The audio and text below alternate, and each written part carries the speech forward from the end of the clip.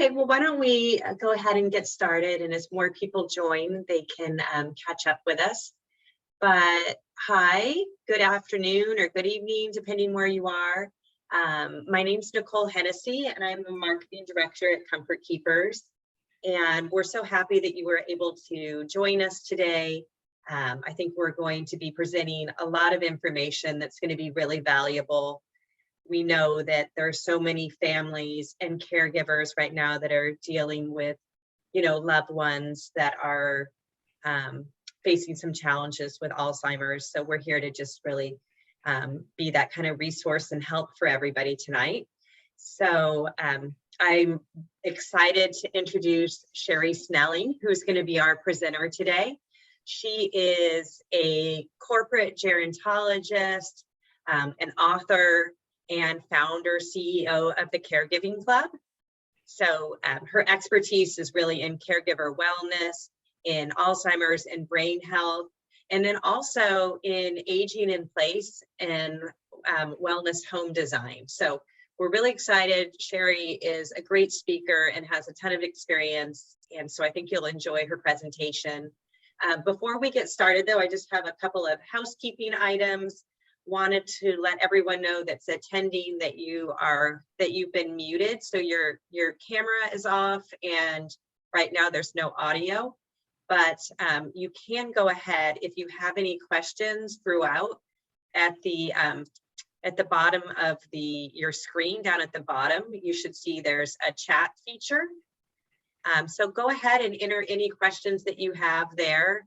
And at the end, Sherri will do her best to answer any of your questions. So we will leave time for questions. So go ahead and enter those as this webinar goes on. And then I also wanted to mention that we'll also be recording the webinar. And by the end of the week, by Friday, we should have this webinar posted on our website, which is comfortkeepers.com.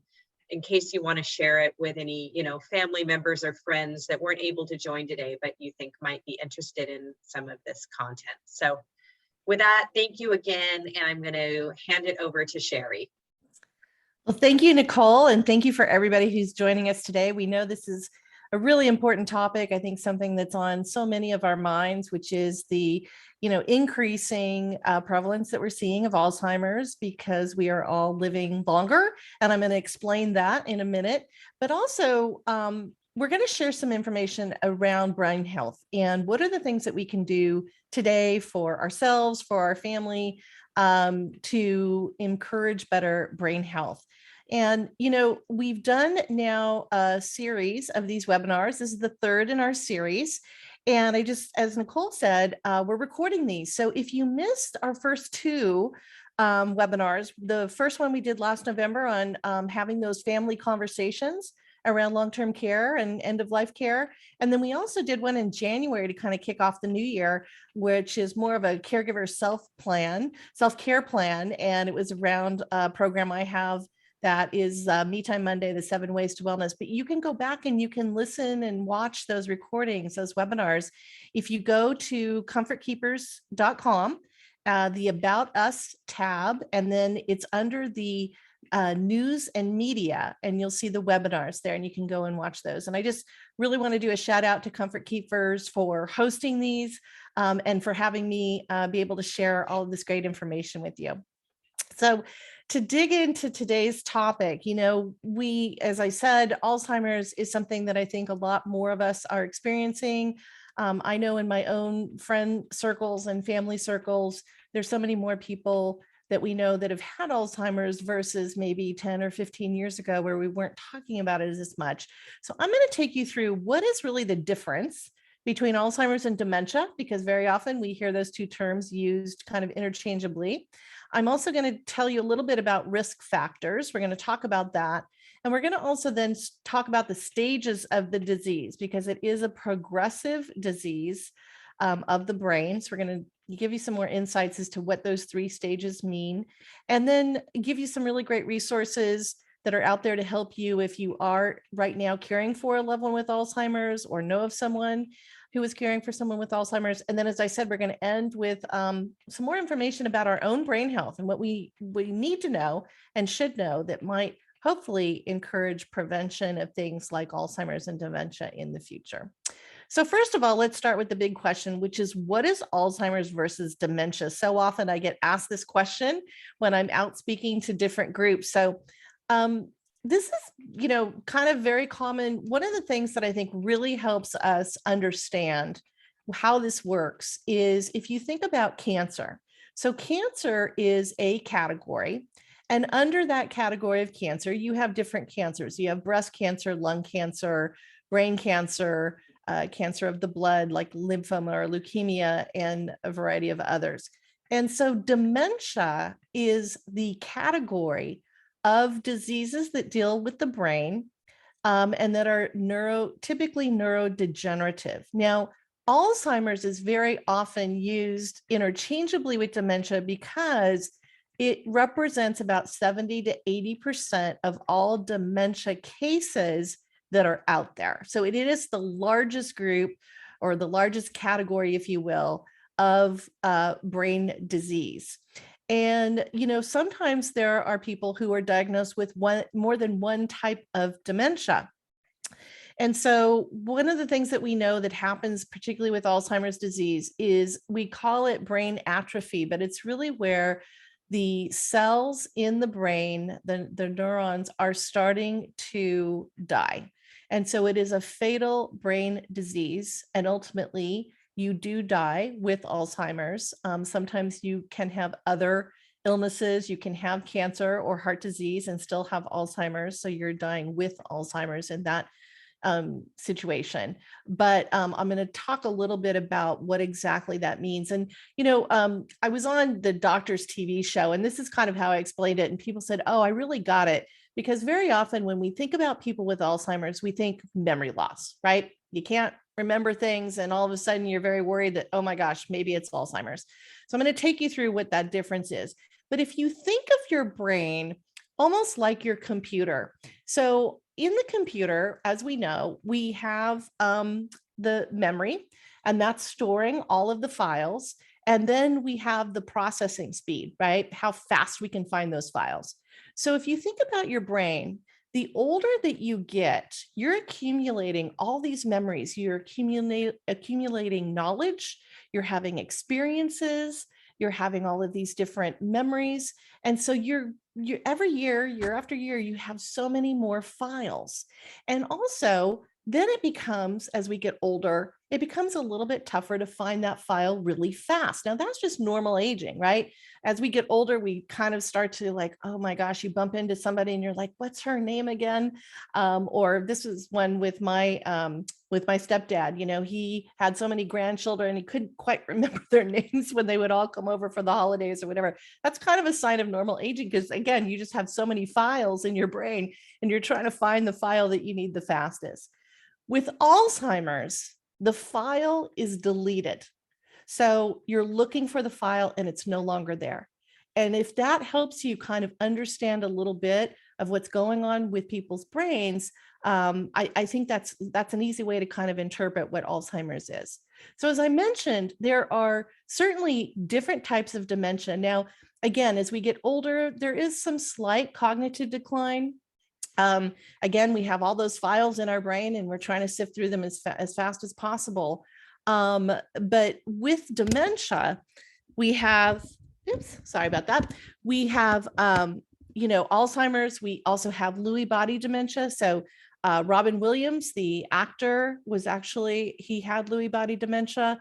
Vascular dementia is usually connected to people who have a stroke and have issues with particularly hypertension and blood vessels that are being traumatized.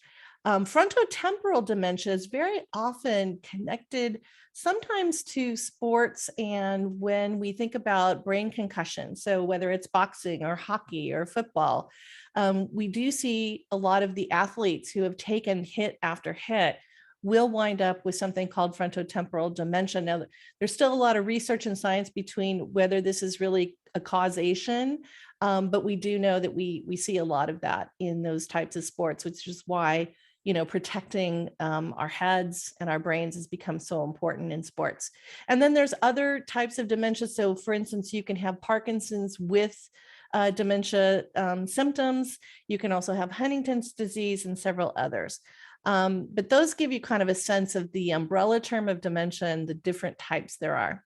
Now, I mentioned that Alzheimer's is a brain disease. And as I said, it's brain atrophy. So the neurons in your brain are starting to shrink, and actually they ultimately will die. And so there's two terms that you might be familiar with if you know anything about Alzheimer's or have a loved one who has it. And that is beta amyloid plaque and tau tangles. Those are the two classic hallmarks of the disease for Alzheimer's. So for instance, when we see PET scans, now we know the scientists are looking to see if, they can see anything that is showing them that you've got that beta amyloid plaque or those tau tangles. And you can see in the images that I'm showing you what the tau tangle looks like, what the beta amyloid looks like, and then what normal versus Alzheimer's brains look like. And, some scientists have actually think that Alzheimer's could almost be like diabetes 3. So, diabetes 1 is typically where you are born and have diabetes and you're managing it from a very early age, or juvenile diabetes. Diabetes 2 is more lifestyle related. So if you are obese and sedentary, you have a higher risk for developing diabetes type 2. Alzheimer's now, some scientists are talking about it as diabetes type 3, and it's because of the plaque, that beta amyloid plaque that is in the brain. And we do believe that there are some risk factors tied to lifestyle, which I'm going to talk about in a minute. So understanding Alzheimer's disease, again, going back to people think it's just memory loss. It's not really just memory loss or even normal memory loss. It's things like being able to learn new skills. It is things like being able to rationally think and have decision making around things, which is kind of executive functioning of our brains. It can be more about paranoia. All of a sudden you become very paranoid. A lot of Alzheimer's patients think that people are stealing from them. You'll hear that a lot. And what they do is they start to hide their purse or hide their wallet. I had a friend whose mother had Alzheimer's, and she would spend 45 minutes every time she came over to pick her mother up trying to find her purse because her mother had hidden it, thinking that people were stealing from her. Now, her little tip, her little hack, just by the way, was to put a little GPS device into the purse so she didn't spend 45 minutes looking for it. She could find it immediately, which I thought was pretty brilliant. But as you can see, it's kind of impacting your daily life.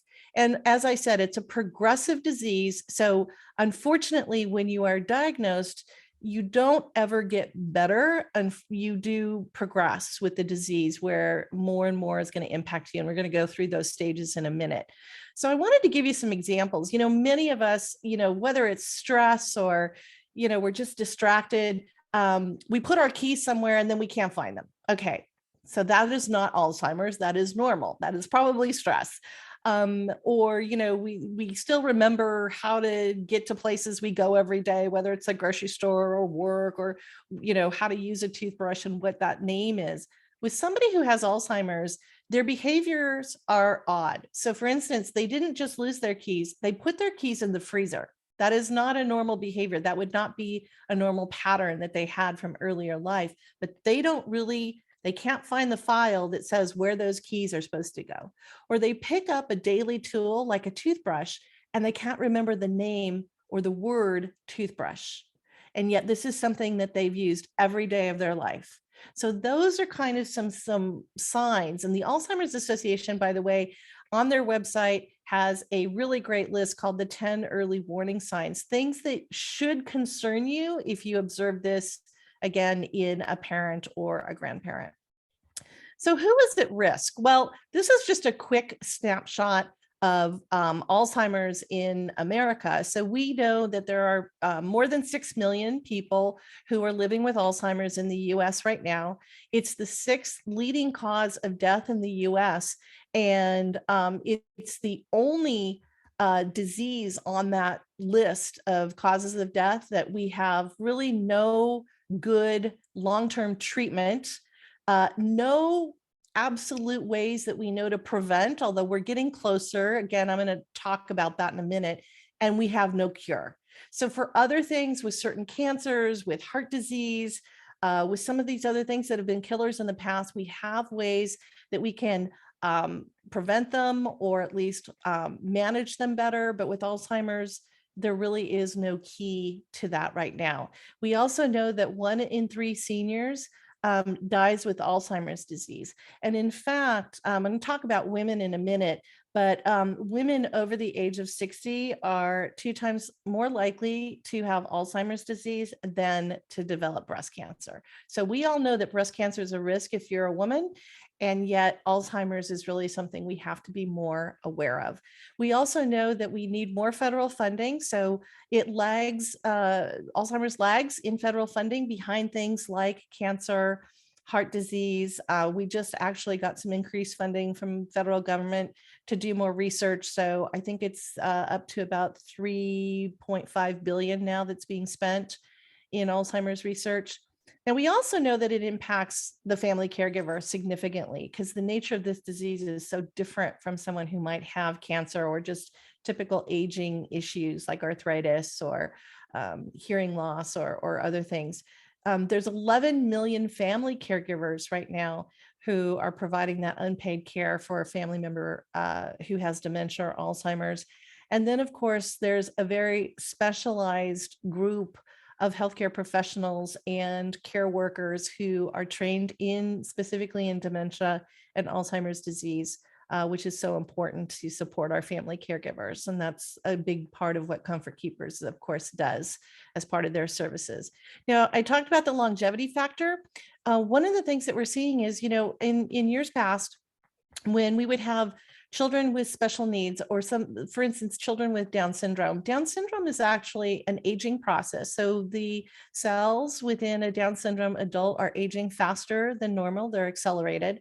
And because of that, what we're seeing is that even though adults with Down syndrome are living longer now, again, there's lifestyle interventions and other things that we know, by the time those Down syndrome adults reach age 40, they will now also be diagnosed with Alzheimer's disease. So now there are going to be 2 different diseases that have to be managed, which I know is a huge challenge and concern for parents of special needs children, particularly DS. I'm going to talk in a minute, another slide, about the familial connection, but I often get asked, okay, so is it genetic? Is this within my family? Because I don't think anyone in my family's ever had it. Well, for number one, we didn't know enough about this disease to be able to properly diagnose it. So there could be family connections in our family, people who have had the disease. Also, we are certainly living longer. It's no surprise that you can live into your 90s or even 100. And we do know that almost 1 in every 2 adults over the age of 85 has a risk of developing Alzheimer's or dementia. So the longer we live, that is a risk. But just because we live longer does not mean that we will get Alzheimer's disease. The familial genetic connection, though, is very, very small. It's only about 5% of all Alzheimer's cases have a genetic tie. And I'm going to give you a little bit more insights as to that genetic connection in a minute. And then the big factor, I think, for all of us, again, this is really going back to what we're going to talk about with brain health and really understanding how our brains work. 50% of those that we know have Alzheimer's are undiagnosed right now. So there's a huge education gap that we have in our primary care physician core. There's a lot being done to help to identify the risk factors for those physicians so that they can then refer you more quickly to a neurologist, which is typically what will happen so that you can get a proper diagnosis. But we do know there's a lot of people probably living with this disease that don't yet have a diagnosis. And then here are the groups that are at the biggest risk. So we know that out of all of the cases of Alzheimer's, 2/3 are women. Now, there's a lot of science going on. In fact, there's the Alzheimer's Association International Conference is coming up in July.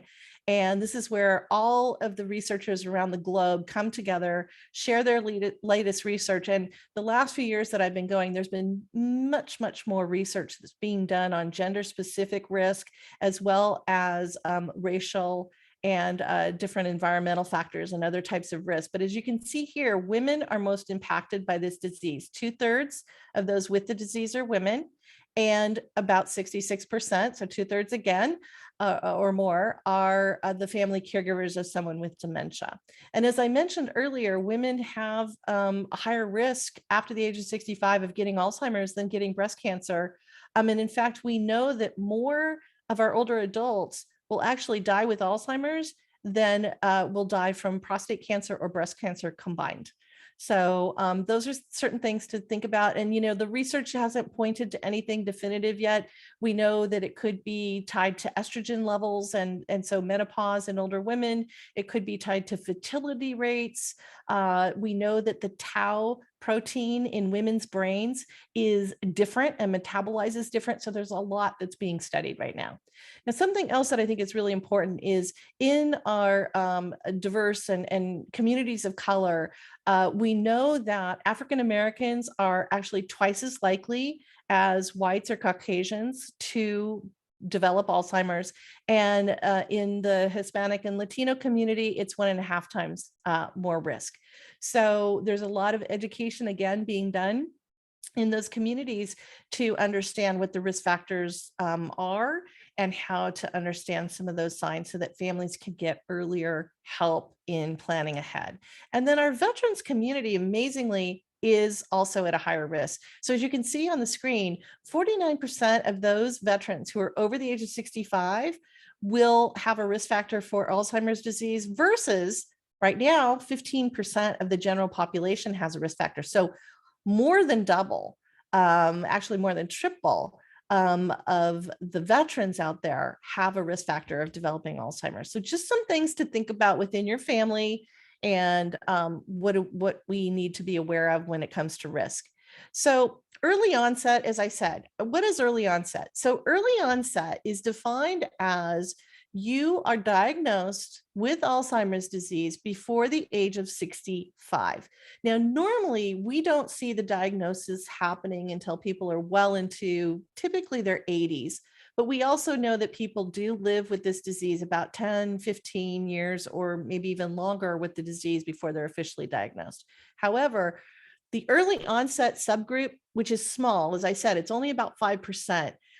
They are definitely showing signs of the disease at much earlier ages. And in fact, we are seeing people now, because we know more about the disease and diagnostic tools that we have, we can diagnose some people who have this genetic connection as early as their 30s, their 40s, and their 50s.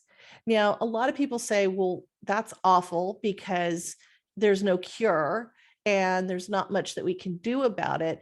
And I would say the answer, yes, it is absolutely a devastating diagnosis. However, it's important for families to understand that the disease will progress and how do you plan ahead and how does that person have a voice in the kind of care that they want to see have happen and the types of costs that you might be facing from the perspective of a family financial planning.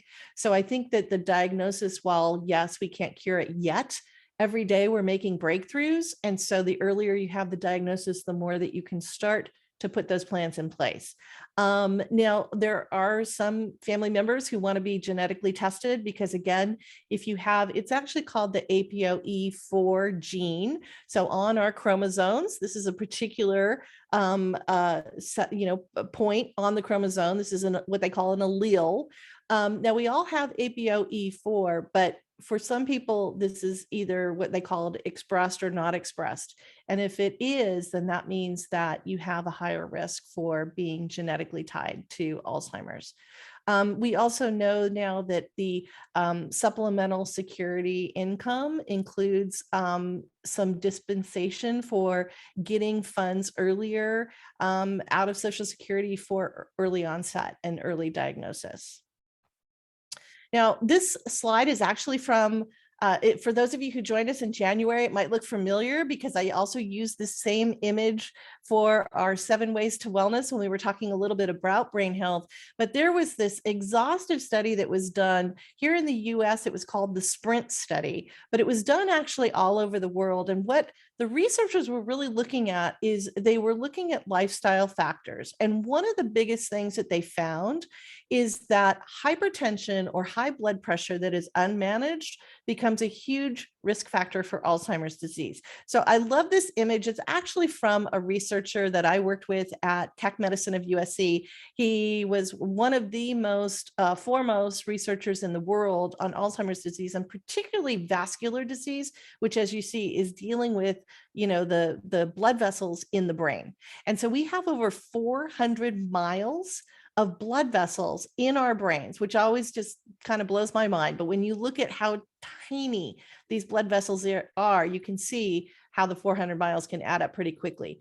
One of the things that his research has found and has been validated through a lot of other research now done through this SPRINT study is that about 50% of all of the dementias start in our 40s with leaky blood vessels. And this is because the hypertension is causing those potholes along the highway of your brain's blood vessels, and they're leaking. And that allows these toxins and debris and the plaque to form, the beta amyloid plaque, and the brain is not able to cleanse itself and get rid of those toxins quickly enough. And therefore, then we have the pathology, or what they call the pathway, of developing Alzheimer's disease. And you'll be diagnosed perhaps later in life in your 70s or 80s, but it actually can start a lot sooner. So this is why not being sedentary, kind of, eating well and managing your blood pressure and making sure that you keep it at that 120. 120 over 80 is what we're all looking for, but the 120 number, the systolic number at the top, that's the most important. You want to try to keep your blood pressure at 120. So another risk factor is certainly depression and loneliness. I think that many of us can certainly relate now to depression and social isolation and loneliness because of coming through the last couple of years with the pandemic. I think a lot of us really felt this and were impacted emotional health-wise. But people who have chronic depression are actually at a higher risk for Alzheimer's disease. The Mayo Clinic says that the risk can be anywhere from 2.5 to even 6 times higher for those who have chronic depression. Now, loneliness is certainly different. Now, if we're socially isolated, that usually means that we're not as mobile, we're not getting out as much. Of course, when we were sheltering, in place at home and staying at home through the pandemic, we were socially isolated from each other, not getting out and having as many activities that kind of kept us healthy. But loneliness is different. Loneliness is actually about the quality of your relationships. So you can be in a crowded room, you could be in a work office, you could be, at a football game, and you can still be lonely. And it's because the quality of your relationships isn't where you would like it to be. Now, chronic loneliness can increase your Alzheimer's risk by up to 40%. So both depression and loneliness are things that we want to make sure that we're helping people get the support that they need, whether it's through teletherapy or other avenues. We want to make sure that we're addressing this because we know now it can also then lead to Alzheimer's disease risk later in life. The other thing is that about 1 in 3 adults over the age of 65 have some type of hearing loss. Hearing loss now has been identified as another risk factor, particularly if it's hearing loss that is unmanaged. So I kind of, tell a little story about my mom. She was having a lot of hearing loss in one ear, and, we went through a lot of talks over several years about maybe getting a hearing aid or really thinking about how are we going to solve this. And one of the things that I know my mom really resonates with is that she likes to read the science. And so as I was learning more about hearing loss and Alzheimer's risk, and she had a couple of friends that she lost to Alzheimer's, I gave her some of the studies and some of the articles to read. And all of a sudden it really changed her mind about making sure that she could, that we were going to manage that hearing loss that she was suffering from. So if you find in your family that there's a resistance, if you will, like, oh no, I'm fine, I can still hear, but you know that there's some problems. You may want to talk to your loved one about hearing loss because it can be pretty significant. The other thing that I think is really critical is if you are caring for a loved one and you're getting help from somebody like a comfort keepers, these are some of the signs that the direct care worker and the professional caregiver can help also bring to your attention, because you may not be as present and thinking about the daily activities of your loved one, and they can let you know that I think that your mom or your dad is having some hearing problems. So this is where you're really in partnership with somebody like a comfort keepers and in all of the things that are going on. But as you see there, not addressing your hearing loss, you can increase your depression, you certainly increase your falls risk, but look at that dementia number. So up to 50% of 10 years of not getting your hearing loss corrected can increase your risk for dementia and Alzheimer's. And I mentioned earlier the risk factors. So this is going back to that SPRINT study. What the Lancet Commission, so the Lancet is a very credible scientific journal. They also put together these commissions of scientists all over the world who come together and look at particular health issues and scientific issues. And so the Lancet Commission put together a group of the foremost researchers on Alzheimer's, and they wanted them to take a look at the SPRINT study on hypertension and high blood pressure, but also on risk factors for lifestyle. How can we change our lifestyles to maybe start to look at ways to prevent this disease? And so one of the things that the Lancet Commission did is it outlined, I think it was about 12 different lifestyle and behavioral things that we can change, behavioral health. And they said that if you adopt 4 out of those 12, you can actually decrease your risk by 60%. But if you do none of them, so if you're smoking and you're sedentary and your diet's not too good and all of these other 12 things that I won't list for you, if all of those are not good, what you can manage on your own, which you have the control over, then you're increasing your Alzheimer's risk by 40%. So I know I'm throwing a lot of numbers at you, but I think you're getting the message that there are certain things within our control, and the more research that we get, the more that maybe we'll be able to point directly to things. But we know that certainly getting a little movement in our day, don't smoke, just that healthy lifestyle, those behaviors are certainly also going to help you and help your loved ones with hopefully preventing this disease in the future. And I think going back to the depression and the loneliness and kind of the emotional health issue that we know so many of us, suffered from, and particularly if you're a caregiver, you feel more vulnerable, I think, because of what's happening with your loved one that you're caring for. But it's a great conversation to have with your kids as well, because as we said, dementia risk can actually start early. Now we're seeing higher levels of depression in our teens and people who are in their early 20s. We know that, obesity and a high body mass index, we mentioned high blood pressure, all of these things are risk factors. And we know that even though you may not be diagnosed until you get into your 60s, 70s, or 80s, the things that you're doing to your body right now in your 20s are going to play a role in your risk for things like Alzheimer's and dementia. So it's a great conversation, again, to have within the family. Now, a lot of people have asked me, and we wanted to put a slide in here about COVID and Alzheimer's, because a lot of us have been reading about what we call long haulers, which are people who either were somewhat asymptomatic or they had very, very mild symptoms of COVID. But now, that we've been going through this for 2 years, their symptoms are lingering, and it's, there's some muscle fatigue.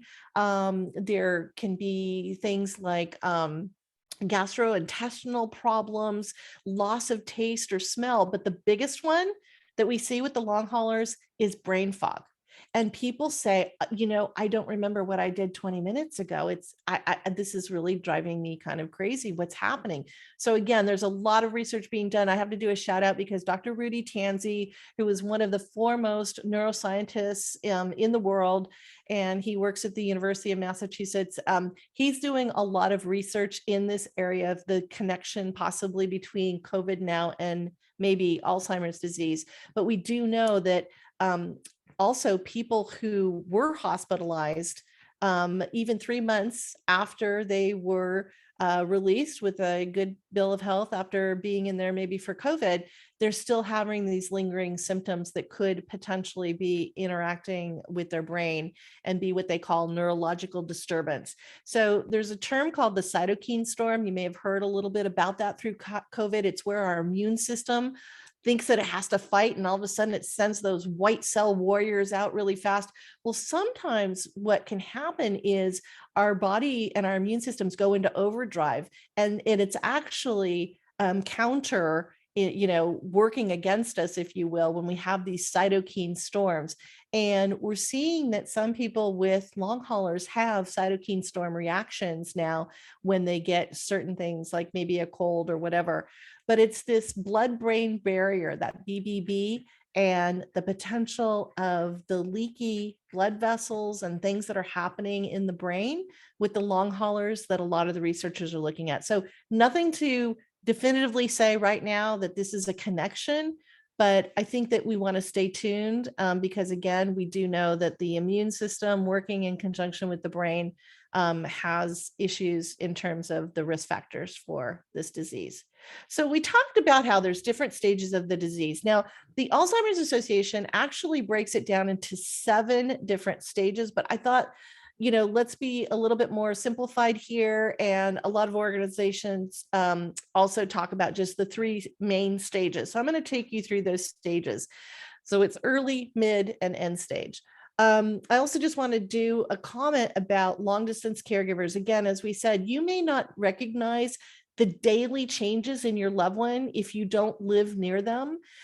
This is where, again, if you've got a home care agency that is coming into the home and helping maybe care for your mom and your dad, or one or the other of them or both, they can help to recognize some of these red flags and some of these symptoms for you. So it's great to be in partnership with people, like a Comfort Keepers who can help with that. The other thing too, I'm going to take you a little bit through some of the stigma of the disease and some of the denial that I think a lot of us have, because we just don't want to think that this is happening in our family or to our loved one. And then really quickly, I just want to hit upon some myths, because these have been in the news, these have made headlines, and we've been talking so much about let's follow the science, let's use facts. So I wanted to let you know that there have been some claims as to ways you might be able to prevent Alzheimer's. We don't really say we can absolutely prevent it. We know things might help, but we can't say if you do this, this won't happen.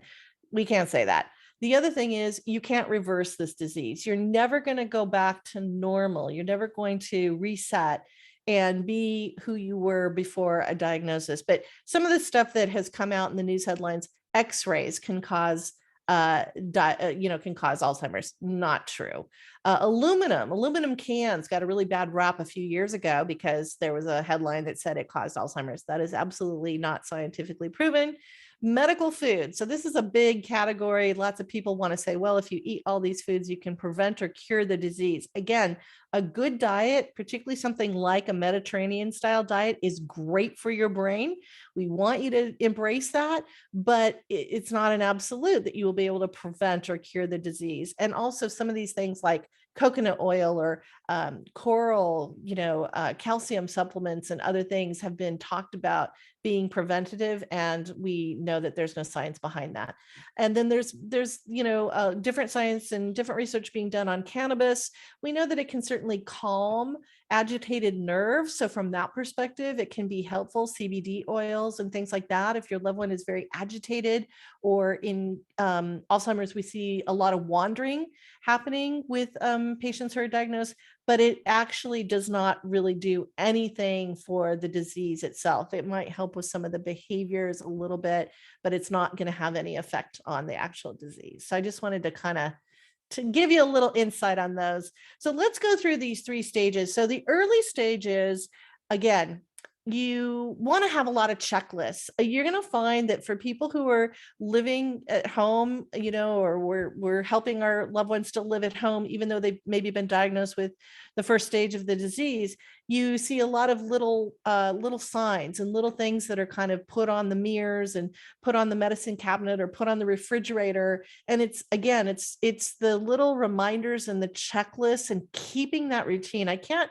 tell you how significant having a routine that you do not disrupt. This is why COVID was so awful for people with Alzheimer's, because all of our routines were disrupted. But as much as you can stick to a routine with your loved one, that's going to be critical. This is also when you want to look into things like home safety modification or smart home technology, so that you have a little bit more control over what's happening. The GPS trackers that I mentioned my friend used with her mom and putting it in her purse. There's actually shoes that have a GPS tracker in them.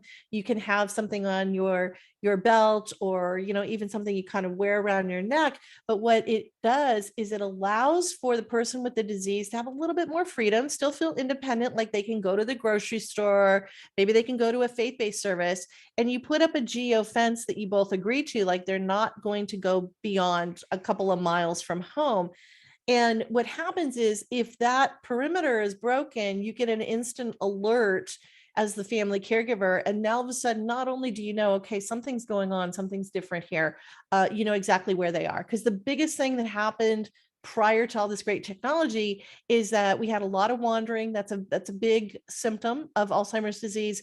And a lot of Alzheimer's patients were getting lost, and they were getting lost in the summer months, people who lived in the hot desert areas, or if you in the winter. And we saw a lot of death from this because we weren't able to find those loved ones quick enough. So the GPS tracking stuff is really great. And you want to talk to your loved one about that. You also want to have that conversation. This is where you want to get all the legal and financial plans in place. Make sure that when they aren't able to maybe make decisions for themselves later in the stage progression of the disease, that the person who can make those decisions for them has, been identified. So all of that good financial and legal paperwork is really where you want to get that done. Now, the mid stage of the disease is where we're going to start to see something called aphasia. Different types of dementia will have a more pronounced aphasia, but it's where you're struggling with the right words, and the words are jumbled. And instead of saying "I feel so happy today," you say "I feel so hippo today," because again, remember, the brain is looking for the file. The file may be gone, and they found something though close, and they're like, okay, this might be it. So you're going to see a lot of that. The communication becomes a little bit more difficult. There's also in the mid stages is where we see something called sundowning. Now, sundowning, it's very interesting in a way, because we don't know exactly why it happens. It happens to about 60 to 70% of all Alzheimer's patients in the mid to late stages.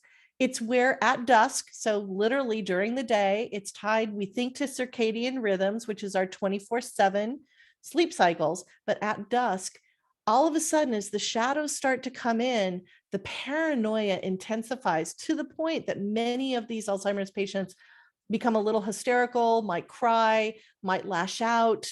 And so there are things that you can do now with what we call chromotherapy. So it's lighting in the home, so that you make that transition from light to dark that's going to happen. You make it so that it's a little bit less dramatic. It's more seamless. You also may want to pull the blinds, pull the shades, so that you don't actually see the sun coming down. But again, we don't know exactly why, but there's a lot of research being done. Just be aware that that's a very startling thing, I think, for a family caregiver to experience if you're not prepared for it. This is where you're going to need extra help. As I said, none of us are trained to be professional caregivers, which is why having a partner who is a professional caregiver who can come into the home is really important, and particularly getting an agency or getting a partner who does memory care. So, again, Comfort Keepers is hosting this webinar, and I will say they do wonderful things with memory care in the home. And then for you, this is where you really do want to see if you can find a support group. It's really comforting, I think, sometimes to talk to other people who are going through this, because even if you talk to your sister or brother who lives across the country, or you talk to your coworker, or you talk to your neighbor, your friend, if they have not experienced this, the ability to really be empathetic might be missing. And so when you can sit with other people, whether it's on Zoom or whether it's in person, now that we're getting back to in-person stuff, and you can say, my mom was sundowning last night and this is what happened, and I just was kind of losing my mind.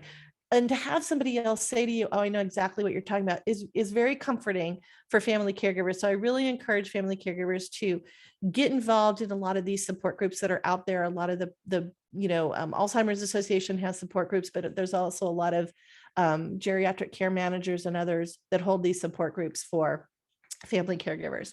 And then in the end stage, what you're going to see is, again, the brain has now lost a lot of those the neuronal cells, that they've really died off.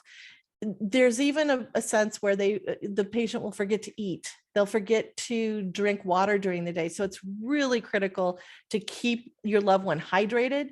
Hydration can cause delirium and a lot of other issues. So you really want to make sure that your loved one is hydrated and that they're eating properly. And there's also a lack of communication. So what you're going to see in this stage is your communication is going to be mostly through facial expressions and through their eyes and through tactile things like touching their hand. Giving them comfort and rubbing their hands, and anything that's sensory. So those 5 senses, listening to music is amazing. I'm going to show you a slide about that in a minute. Using photos, rubbing lotion on hands, brushing their hair, or even bringing in pets are all things that we've seen that will calm agitation and give a lot of comfort to people who are in the end stage of Alzheimer's disease. And so what do you do if your loved one is diagnosed? Well, I think, again, it's so important to understand, really with almost any diagnosis of a chronic illness or a terminal illness, but something like Alzheimer's disease, it's a diagnosis for the whole family. This is going to impact the grandkids. They're not going to understand why grandma doesn't know who they are anymore. This is going to impact your relationships, either with friends or even with your partner or with your spouse, who doesn't really understand maybe what's going on, with your siblings. So it's definitely a diagnosis for the whole family, and it's one where the family conversation, and if you need help having those conversations, again, there are professionals who can help guide families on to understand what's coming, which is really important. One of the reasons why is because the cost of dementia care is so much higher than other types of caregiving costs. And on average, families are spending about $360,000. Now that's just over a 3-year period. Most of the tracking of the finances, because we're caring for our loved ones twice as long as other caregivers. The average caregiving is about 4.5 years. But if you have a loved one with Alzheimer's, your caregiving journey is going to be about 9 years. And so there's a lot more to be taken care of. There's a lot more cost involved, but the average, they say, is about 360,000. I think that's low. I think we're seeing a lot of families who are spending 100,000, 150,000 a year. And if you add that up and times it by 9, that's a big financial hit. It's really tough. And so a lot of caregivers are sacrificing their own financial future in order to care for their loved ones today. And we need some better supports. There's a lot of different solutions out there, but certainly reach out, whether it's support from your employer, whether it is Alzheimer's Association or other organizations that can help you navigate, can help you find some of the cost savings and maybe get some things covered. Always don't forget about veterans benefits. If your loved one's a veteran, tap into those benefits. So those are things that you want to have the conversation about. And then, a couple of great resources. So there's something that launched last year during the pandemic called Brain Guide. And it's mybrainguide.org. And it's in both English and Spanish. And what they do is a couple of things. First of all, wonderful, great articles, lots of resources, lots of tools. But one of the things I really love about Brain Guide is you can actually go on to Brain Guide and you can take their survey yourself, or maybe your loved one takes the survey because you're concerned, you're seeing some red flags, but things aren't too dramatic yet. You take this survey, and it's not a diagnostic tool. They don't market it that way, but it certainly will give you a status of where you're at cognitively. Now, in the same way that we started doing breast exams, self-exams back in the 70s as women, and then if we found something that didn't look right or felt wrong, we could go to our doctors and have that conversation. This is kind of the same thing. You take this to your doctor and you talk to them about, I've got some concerns because I just took this survey, and what do you think? And what are we looking at? And, what's the next step kind of thing. So that's really what the tool is all about. But really great resources. And also they have a Be Brain Powerful 30-day challenge. So if you want to join their health challenge, it's all around those lifestyle factors. And they do things social media wise to keep each other kind of motivated and stay on track in improving our health behaviors. And I mentioned the stigma of the disease. For some reason, certain diseases, lung disease is another, lung cancer is another one. There's a certain stigma attached, and that means that a lot of people don't want to talk about it. Now, I know in our family, we had a family friend, and she had told her husband that she did not want him to tell anybody that she had this diagnosis. And it made it really difficult for him because people were definitely noticing something's off, something's going on. And yet he was kind of bound because he made a promise to her to not tell anybody, even their closest friends. And so that really puts a lot of burden on the family caregiver. It's difficult. That's why these conversations within families are so important. But we know that when we are either in denial or when we feel that stigma, we pull within, we don't reach out, and we aren't going to be able to find the best resources. We aren't going to be able to go to a support group maybe and feel like we can share. And we won't have people who have good input and can say to you, my mom went through that too. This is what we did. So if you don't talk about it, you're not going to get that kind of comfort of that community who's been through this. And also think of yourself as an advocate. We don't know enough about Alzheimer's disease, which is why I'm so glad you're joining us today. But if we do have a loved one with the disease, we have to be able to explain to other people. We have to educate other people about what this is about, because again, we're going to see more and more of it as we live longer, and we have more people now who are living longer. And so if we can be an advocate for what to expect and help prepare people, I think that that's something that also gives us a little sense of relief as well. Now, I talked about music therapy. What's so amazing, and I mentioned Tony Bennett in the end of this, but music therapy is really powerful. First of all, playing music or singing music actually is a full brain exercise. It's using all different regions of the brain. We know that musicians tend to actually have a decreased risk for Alzheimer's disease, but we also know that for someone who's been diagnosed with this disease, using music as a therapy is powerful. You will see people who are somewhat catatonic, and you will bring music in from their youth because you want to go back to those earliest memories, and all of a sudden they come alive and they're able to sing along, and they haven't had a conversation maybe in a couple of years. And I'm going to reference that when we get to the Tony Bennett kind of slide. But I wanted to mention music because it's a great therapeutic tool for families. Pet therapy is another one. There are so many wonderful things about having a pet. We know it lowers our blood pressure. It makes us feel less lonely, but pets are also really great with people who have Alzheimer's, who either one, have a tendency to wander, or two, get that kind of agitation and they feel like they have to be doing something or working on something. Well, if you can give them a pet to brush or pet as it sits in their lap. There's also these robotic pets now that are from a company called Joy for All Companions. The robotic pets are doing wonders in the dementia community. We see a lot of memory care facilities that are using them. We know that Meals on Wheels now will deliver a robotic pet for a loved one who's living a home alone, but isn't at kind of the physical level that maybe they're able to care for a regular pet. So you can think about pet therapy, either the real or the robotic version. Reminiscence therapy is big. So something that we've seen a lot is that for people who have Alzheimer's, the long-term memories last the longest. So short-term memory usually goes pretty quick. They can't really remember what they did last year or 2 months ago. They're less likely to remember their grandchildren, but they will remember baby pictures of you or even childhood pictures for themselves. So if you're getting a photo album or something together for them, you want to make sure that it's from their past, music from the past, photos from the past. This is reminiscence therapy. So this is really powerful in dementia. And I just want to do a shout out because adult daycare is also something that you can use to help you out. It's where you can have your loved one go if they're somewhat mobile. And the first Dementia Village, which is an adult daycare for only dementia patients, opened in the US in San Diego in 2018, and they're now being franchised across the country, but they use this reminiscence therapy. So the movie theater plays movies of the era of loved ones, like from the 50s and 60s. It has a diner.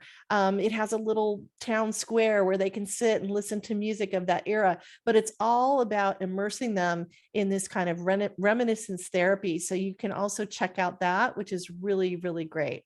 And then, of course, going back to how this is impacting you, particularly if you're working, we know that a lot of people, particularly if they're caring for someone with Alzheimer's, will take a leave of absence from work, and certainly during the pandemic, with everything that just kind of got disrupted. But there's a couple of things I want to just share with you because it's all very personal. There is no right way or wrong way. We have to decide ourselves and with our families, can we afford to have me not work? How is it going to impact me in terms of my career? Where am I at with that? How are we going to manage through this?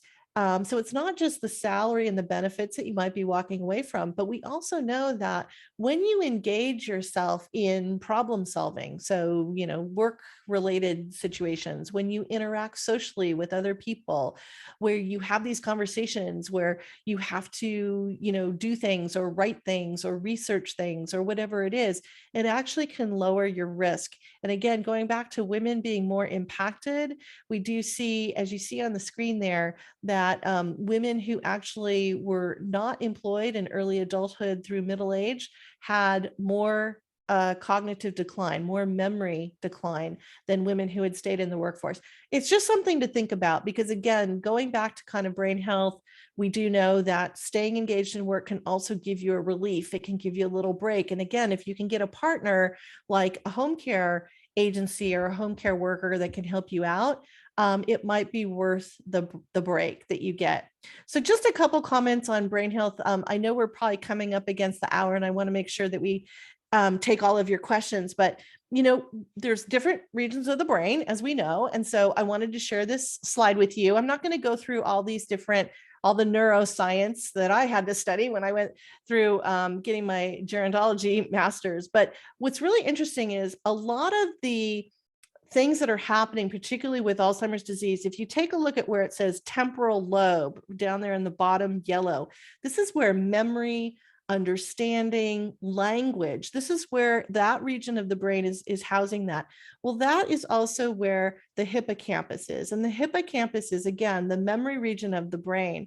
And it's where we store those memories. Now, what's interesting is, and I'm going to talk about sleep in a minute, but the memories are imprinted in the hippocampus, but then they also do get transferred during our nighttime sleep cycles to the frontal lobe, the prefrontal lobe. And that's where problem solving, modulating emotions and everything is. So again, when we're not getting enough sleep and when we have Alzheimer's and things are happening to those regions of the brain, we're not able to manage daily activity as we used to.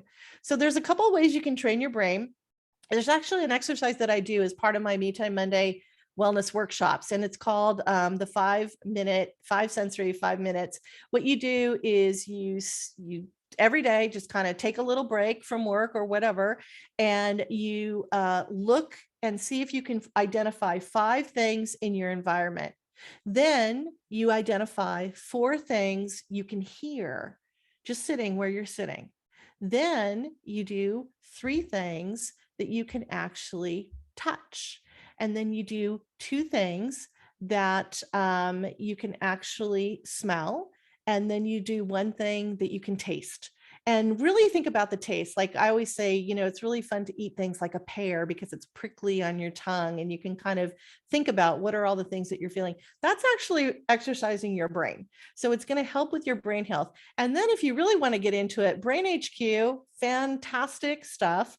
They have online courses that you can take. This is not, by the way, it's not like Sudoku puzzles or whatever. It actually is brain training. And Tom Brady, for those of you who are fans of the football player, he uses Brain HQ, and he said it's the reason why he's continuing. And I guess he just said he's not retiring now, but it's the reason why he said it, that at being in his 40s, he is able to stay on the field and have that spatial perception and all of that, because he uses these brain training exercises. So it's kind of like a personal, they say it's a personal gym workout for your brain, but it's all based on neuroscience, and it's really great stuff if you want to check some of that out. I mentioned sleep in our January webinar. We talked a lot about sleep, but again, just know that getting good sleep is where we're working through those emotions of the day. We're clearing out the toxins and the debris that happen during the day. And if you don't get enough good hours of sleep and you have enough cycles where we're kind of washing the brain free and clear of all those things, then we have issues with having memory transfer. So it's truly imprinted on the brain. That's where we see memory loss, because we're having problems with sleep. Also, if you have chronic stress, and that means you're releasing cortisol, which is the stress hormone, it actually interferes with your circadian rhythms and doesn't allow you to get into that good REM kind of deep sleep cycles that we need. And again, all of these things can also then become risk factors for Alzheimer's disease, because our sleep health is not as good as it could be. And so if you want to get involved in things that are going on out there, the Brain Health Registry is where you can register if you have Alzheimer's, and they keep a list of everybody. They also do some things around clinical trials, as the Alzheimer's Association does. We certainly want to get more people involved, and both people who have the disease, but also who don't have the disease, because we have to be able to have control groups that we're looking at.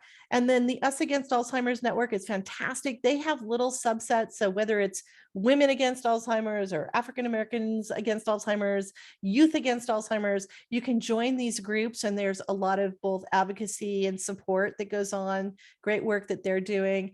This is just a really quick resource guide, and you can get these slides later, I know, so you can go back and look at some of these. And then I just wanted to do a quick shout out. This is my recommended reading list. So my books are on, I guess, the left is what you're seeing.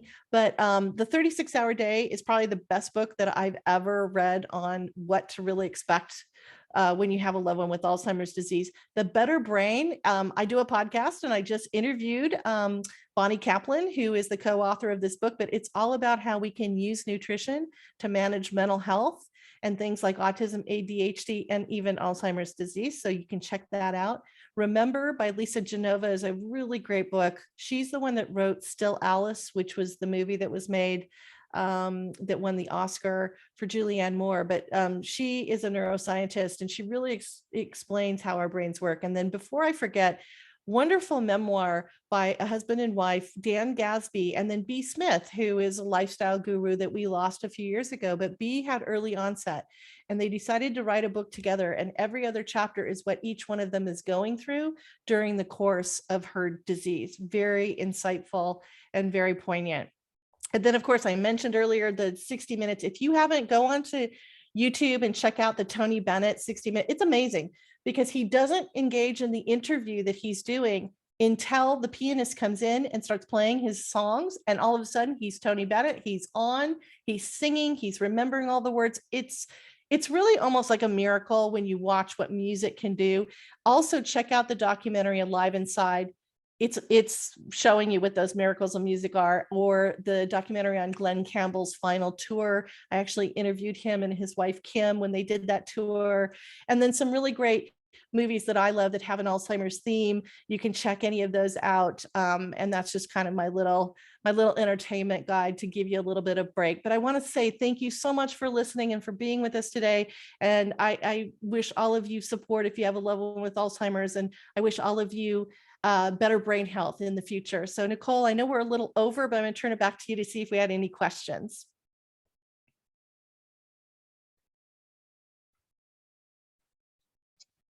Sorry, I was on mute there.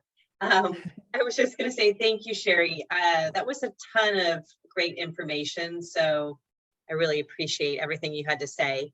There was one question, or a couple of questions. The first one that came in is probably something other people are thinking too, and I'll read it to you. It says, how do you know when it's time to move your loved one to assisted living or memory care? We moved my mom from her home of 42 years to a senior living community where she lives in an apartment. We have comfort keepers come in twice per day, but we're noticing a decline. We feel like she is at the end of mid-stage Alzheimer's.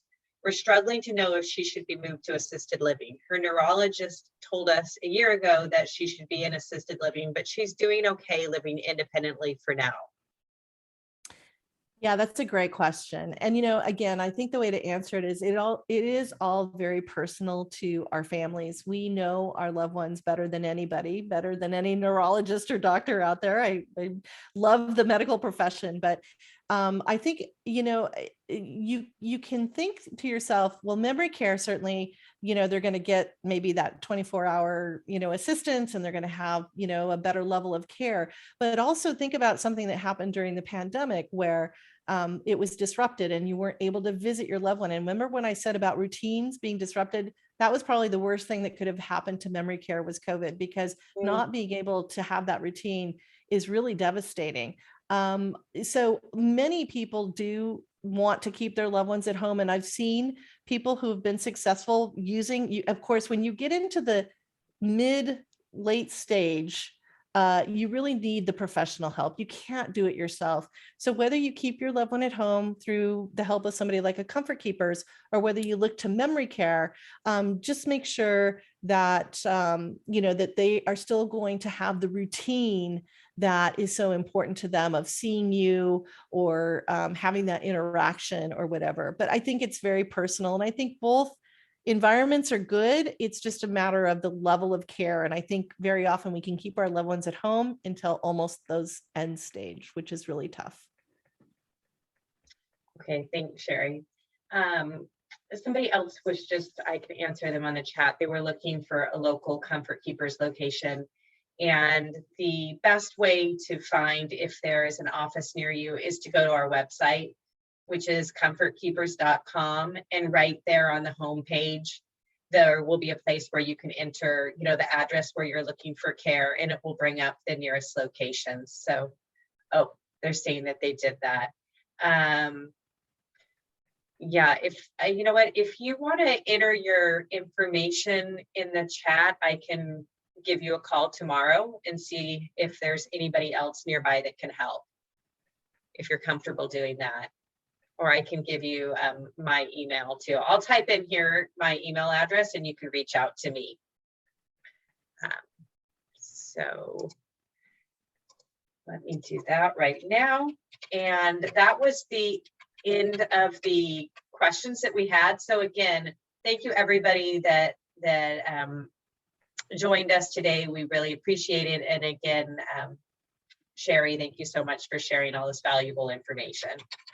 Great. Thank you, everybody. And take care and stay well. Okay, thank you. Okay, and I just sent my contact information. So thank you.